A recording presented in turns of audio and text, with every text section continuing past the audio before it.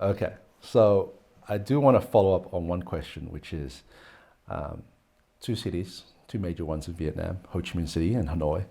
And a lot of people who go there will like know which district or which areas to look for, good opportunities and good real estate buying options. So, what would you say would be? Let's start with Ho Chi Minh City. What would you say is a good area to look at? Sure. Uh, so Ho Chi Minh City, what you have to know is that Ho Chi Minh is not the capital, but still the biggest city in the country. So most of the economic business, everything that is business related, is almost done in Ho Chi Minh. The main district in Ho Chi Minh will be District 1. So this is a historically district where you have all the business. It's really packed. The traffic jam is quite bad as well, we have to say. Then you have other districts around. You have the District 4, which is considered as to be the kind of Shangwan Sainpun of Hong Kong. I see. Where there is a regeneration coming on, very close from the central district with the District 1. So very interesting in terms of investment. At the north, you have the Bintan district, so also close to District 1, a lot of new projects coming up in this area. In the east of the river, so Saigon River is cutting the city in two. In the east of the river, you will have District 2. So District 2 is the district where about everybody is talking about. So it's this very big district, divided, I would say, in three areas. The north part of the district is Taodien, and Taodien is the biggest expat area, so very developed already. A lot of rich Vietnamese living there as well, with huge villa, and a lot of international schools, hospital in this area. Very, it's my favorite place in Ho Chi Minh because it's really lively. Like you have a lot of cafe, a lot of bars, restaurants by the river, and it's really cool area. And you have a few projects coming up in this area as well. Then in the south of District 2, you have Tan Lan Lot, where you have a few projects as well, some Singaporean developers building a new project in this area. Yeah. Very interesting, and only 10 minutes from District 1 currently.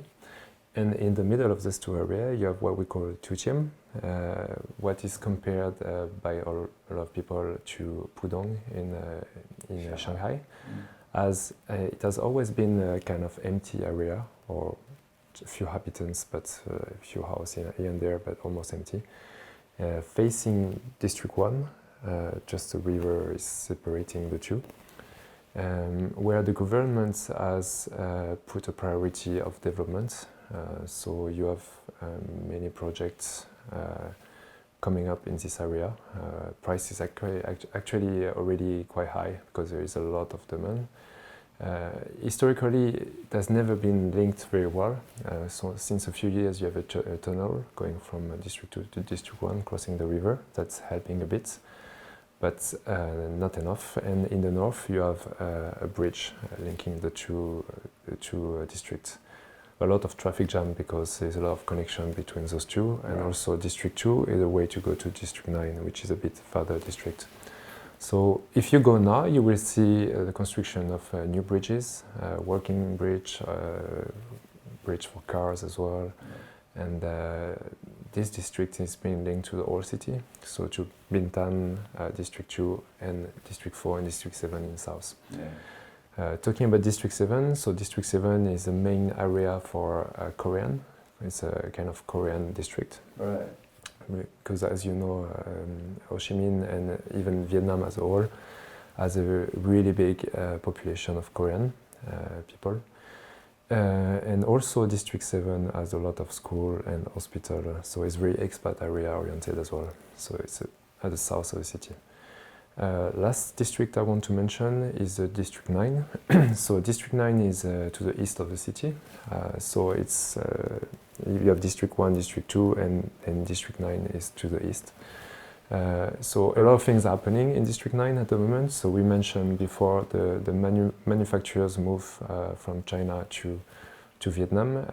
So there is a move to both Hanoi and Ho Chi Minh. To Ho Chi Minh, the main area for industrial development is just District 9.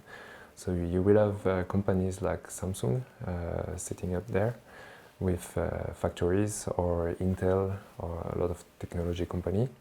To the east of this district, you will also find the high-tech park with a lot of university in the same area. And more south of the district, and to the east, you will find the new airport, Longtan, that is only started now. So I think they're just clearing the lands at the moment. We expect the first phase to come in 2025 with a target of 2050 for the last phase and a capacity of 100 million passenger. Wow. So you have to know that the current airport is actually full capacity. Right.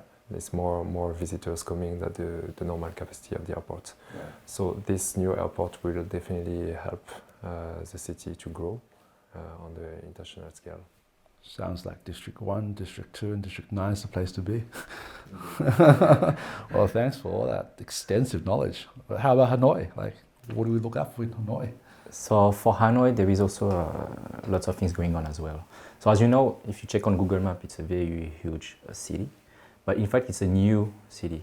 Before, in the center, that was Hanoi, it was a small portion. Then, because of the strategy of the government to prepare for the coming of the population, they increased the area twice. So first, the west side, so it became like the middle of the Hanoi today, which is the busy area. And then they just extended recently the whole Hanoi. So now the region is very big. So if you look at the density of the population in the city, it's lower than Ho Chi Minh because the area is actually much bigger. It's a cultural city. So you go there, you can take nice photos. You have like very old towns as well, compared to Ho Chi Minh, which is much more modern. But not only that, you also have the metro infrastructure which is being developed. And because Hanoi is the capital, so the finance comes from Hanoi first. So they put on priority the metro infrastructure in Hanoi. So the first line is already completed and it's being tested. So we expect to have this line operational by early 2020. Wow. So very soon. And there is a specific reason for that, why they put the priority. It's because they will have their first Formula One Grand Prix in April 2020. Yes. So very major event for such a country. So you can see how attractive it is for foreigners. Right? Yeah. In terms of factories, so Hanoi is a bit different from Ho Chi Minh. They moved a bit around Hanoi, a bit everywhere. By example, in addition to Samsung, you have Google, who moved their factories for the Pixel phone to Vietnam as well. So I would say good news for the country. In addition to that, you have a place called Hai Phong, which is in the southeast of Hanoi. And this is like the major port for the country. So you have 50% of the cargo transport for the whole country, because the maritime import-export transportation is a key in Asia. Right. So that's where they are mainly, and also because Hanoi is very close to China, so it makes it very easy for import-export from interesting. There. Yeah, I heard about Hai Phong. It's very interesting. Yeah, and just they have a new CBD in Hanoi, so in Khao Giai, on the west side of the center of Hanoi. So new CBD which has been in place. So you have new projects which are being built as well. One of the biggest lakes is in Tai Ho. So the original area of Hanoi. So a very peaceful area. Lots of expats love walking around, investing there because you are close from the CBD and you are in a very peaceful, quiet place as well. Okay. So. Yeah, I would like to mention Da Nang as well because I think Da Nang is a very important city. So it's located in central Vietnam on the coast. And if you look at the level of infrastructure, Da Nang is actually the most developed of the three cities. So we also looking at this market and working on some project there. So Da Nang and Hoi An in the south, where you can see the historical city of Hoi An, which is really, really beautiful. So Da Nang, it's actually a mix of industry and tourism. Tourism, of course, thanks to the very long beach you have on the coast, but also there is a big industrial development in the city with an airport very centrally located. And I think Da Nang will be even at a smaller scale, because Da Nang has only 1.5 million inhabitants compared to Ho Chi Minh and Hanoi. But Da Nang will be a city to follow in the years to come as well. Interesting. And finally, one of the Vietnam has Ha Long Bay. It's one of the natural wonders in the world. So people who go to Hanoi, they will just spend 1 or 2 days in Ha Long Bay. Very beautiful place to visit as well. Right. Something to remember. Yeah. I think a lot of people have been to Ha Long Bay is not spent too much time in Hanoi, like you said, and they're missing out. I think a lot of things that you said, Antoine, in Ho Chi Minh City, a lot of people have visited it, but I don't think they really actually know what's happening there. Yeah. It's so insightful, all the things that you've mentioned here.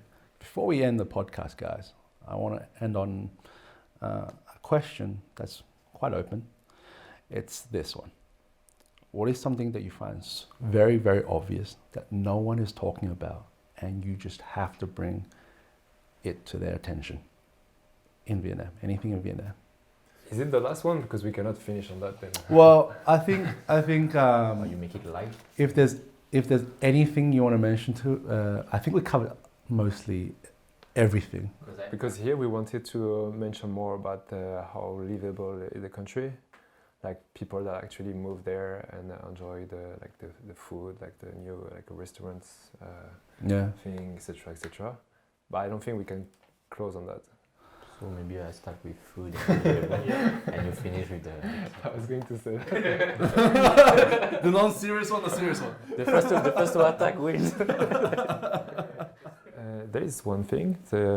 So there is a trend we saw since a few years.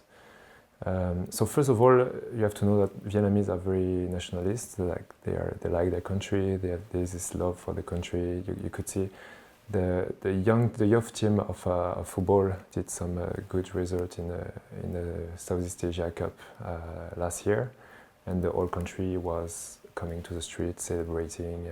And there is this thing about being a Vietnamese. It's very, very important for the young. So one thing interesting is, so after the war, there was also boat people going all over the world. So some people went to the US, Canada, Australia, France, Europe, anywhere. And you have this second generation of family, so the young people basically, what we call the Viet Kieu, that are coming back massively to Vietnam. So first, like Jean-Nicolas mentioned at the beginning, to find back their roots, but also for the business environment. And this young population also drives the dynamism of the country. Yeah. So in terms of living there, you can see that the cities are more and more livable in terms of gastronomy, in terms of way of living. More and more restaurants and bars opening. Every time we go, we discover something new, very interesting. And you have this French colony thing of having the good life, the way of living that is really obvious when you go there. So people are hard worker, but also like to enjoy and have a good life. So you will find good food and good way of living. And this is really something that strikes me every time I go there. Yes, I think there's such an interesting fusion of East and West. In this one, it'll be there's this interesting history, I suppose, with the French being there. And now the enterprising and entrepreneurial young Vietnamese now taking over. Exactly. And making it or leaving their own mark on everything. Exactly. Yeah, nice. How about Jean-Nicolas? What about you? So we'll never repeat it enough, but the population, as Antoine introduced. If you look at, it's the same for any country in the world. You look at the population, how they behave, how they think, that's what makes a difference in a country. So first you have this huge population and they are so young, they are so hungry, it can only make the country better. So I would think that's one of the key points I want to make sure that our viewers know about. Why I moved from Europe to Asia? Yeah. It's because I believe that Asia is where it's something happening, right? New continent, and be part of that that evolution. So China now is more stable, and Vietnam is following behind. So I wanted to be part of that, and also to share with our clients, to also be involved in that country as well. Awesome. Yeah. Now for me, you look at the numbers on papers. I mean, it can only get better. Yep. The population is so huge compared to what you are seeing right now in the city. Right. It's under supply.